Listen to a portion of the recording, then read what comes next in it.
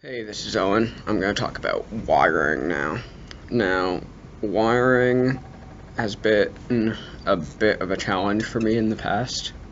The screw is loose. That's going to bug me. Hang on.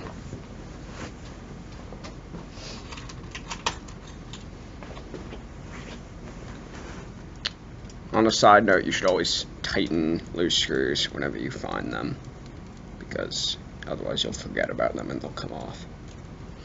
Okay, so as I was saying, wiring has been a rough part of robotics for me in the past. Like, I've never worried too much about it, and I've had some problems with wires coming unplugged or getting tangled in things, and it's just a pain. So,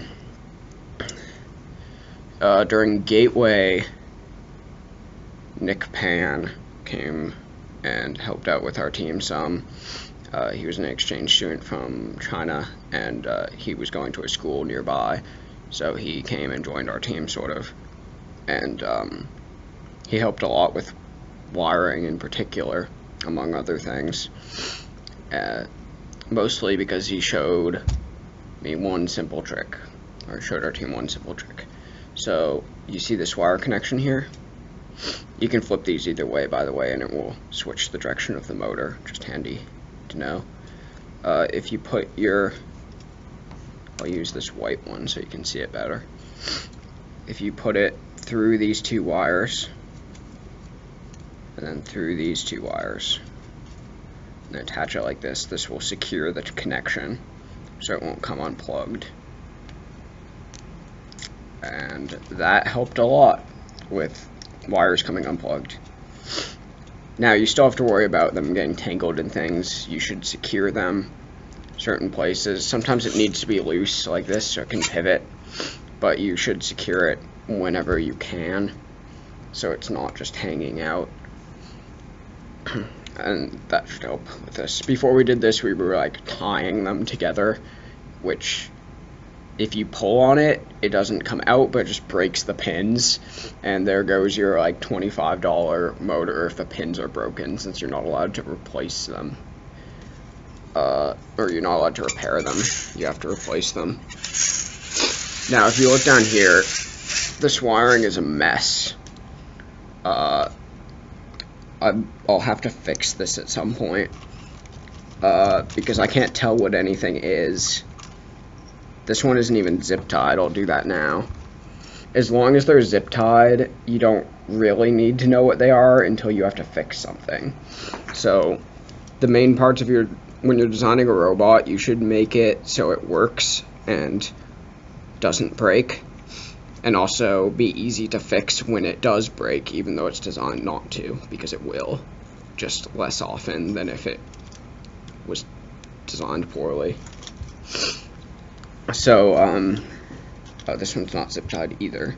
I might as well just do all these wires. I did that pretty quickly, and I didn't do a very good job with it, but, my advice is to get someone on your team who just, like, doesn't mind wiring as much, because this is probably my least favorite part of Vex, is wiring things, but it's still important, because otherwise your wires can just make you lose if they come out or get tangled. So probably what I'll do on this is, unless I find someone on my team who is really into this, I'll just take this big bundle of wires and zip tie it to something so it doesn't come out, and then if I have to replace this, it will be a pain because I'll just have to follow the wire, but I'd rather do other things than worry about it. Also, apparently you can't use these twist ties. They're not legal because they're like packaging or something. So just use zip ties. I mean, I don't know if they'll care, but they might, so just be on the safe side. Also, holding your batteries is a pretty big deal, like having them so they don't fall out of your robot. I was watching Finals Match 3. I have that on my channel, actually. Finals Match 3 of Kennet. The Red Alliance loses, mostly because one of the robot's battery falls out, which is not what you want to have happen. So be careful about your battery placement. Don't just do a last minute thing, because where you put your battery has an impact on your center of gravity as well as the functionality of your robot. You can't have that fall out, because then your robot won't work. So it's pretty important. I have a power expander now because I started using 12 motors. I think 10 motors without a power expander is fine, but 12 is a little bit too much. Hang on, I'm gonna get the battery. There we go. So the main battery on this goes here and then just plugs in up here like that.